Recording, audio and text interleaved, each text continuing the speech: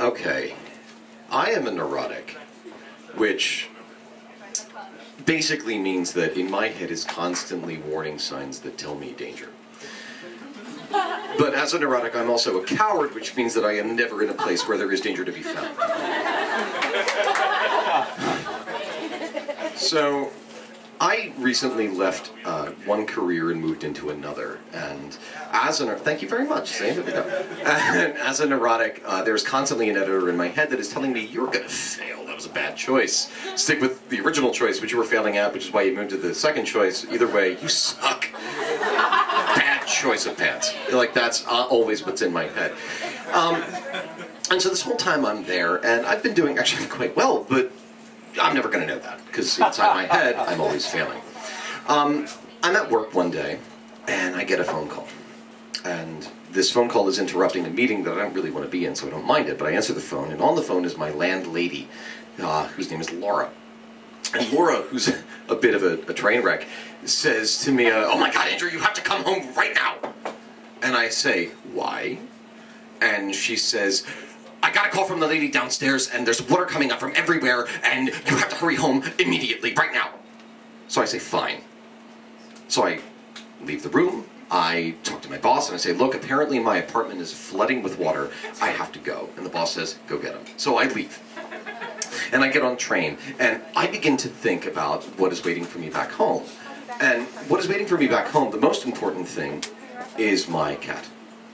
That's not as pathetic as it sounds. I'm here with my girlfriend. I just don't live with her yet. But I've got this like wonderful little furry mammal that lives in my house, and I'm very fond of him. And as a neurotic, and as a person who constantly assumes that the worst is always going to happen, ever since I got him, what I really got was I bought a little furry, warm liability that whenever I like put the keys into my door to enter my house, I'm always ready to find him dead. That's what a neurotic basically means. If I enter a room, my automatic assumption is that you're dead.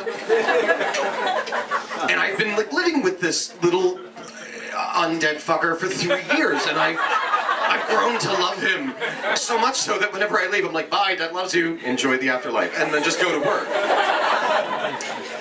So Laura's warning begins to echo in my head, and I'm just thinking, like, Jesus Christ, like, what happened? Like, did I leave the water on? Oh my God, is everything overflowing? Is the cat? And I'm just beginning to envision just like, you know, rising levels of water, and my cat looking around with his big, pretty green eyes, like, Dad, and I'm not there to help him. And I'm just standing on the train. I'm on Patco on my way to New Jersey, because I live in Jersey, South Jersey, motherfucking right. And I'm on my way back to Jersey, and all I can think is like, death, death, death. And I'm like looking at my feet, and I look up, and there's this old man, one of those old people on the train, who's like waiting for you to make eye contact so that he can talk to you. And I look at him, and I'm not kidding. The guy looks at me and goes, you know, they haven't fixed these tracks in a long time.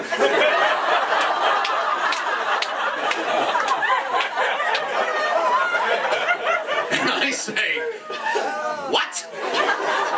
And he goes, yeah. And as that's happening, like, there's flashes, like, of the sparks on the tracks, and I'm just like, and the truck's going, he's like, you know, every once in a while you feel the bumps. And they don't hammer them out. I'm like, so when we get home, and I'm just imagining just like the tracks, the train just soaring off the tracks and exploding into the air, and then my cat just bobbing up and down inside this thing. So I finally, long story short, because I know I'm going to be running out of time, we end up arriving in Collingswood, which is where I live, stalkers, hi, and we get there, I run, and I'm not much of a runner, but I run, it's like falling perpetually, that's what my running is. I go and I like grab my thing, and I like beep on the thing, and the gate opens, and I run and I get in my car, and I'm driving, I'm just speeding around, and I'm actually, whenever I drive actually really fast, this is like a nerdy thing, you don't need to know, it has nothing to do with the story, I always end up in my head or aloud quoting tunnel, like a trench, ruining it, but Star Wars, like Red 5 standing by. I do that when I speed through traffic. That's the thing I do, you don't need to know that. So I'm Red 5 standing by my way back home, and I get there, and I run, I live in the second story, and I go all the way upstairs, and I run upstairs, and I got my key, and I'm like fumbling to get my keys into the door, and I'm just imagining like my cat dead in like a sea of like water and chicken bones, just like that.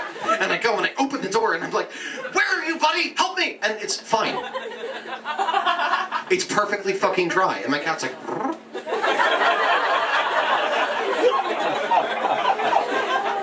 and I look at him and I go, you're not dead. And he goes, mm-mm. And so I call my landlady and I'm like, Laura, what the fuck? And she says, I don't know. And I go, okay, I'll go downstairs, because they own the lower floor.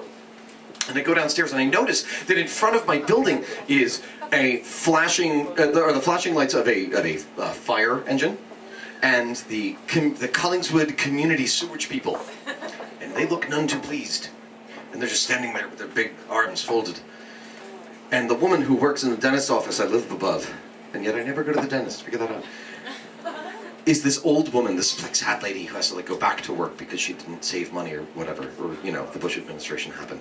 And she's just kind of sobbingly trying to explain to these people that the toilet downstairs overflowed and that she panicked and that she called everybody, and that along this long like line of miscommunication, the whisper down the lane, purple monkey dishwasher of her phone calls, it got to me, and I had gotten onto the train and sped all the way back home, only to find that there was absolutely nothing wrong.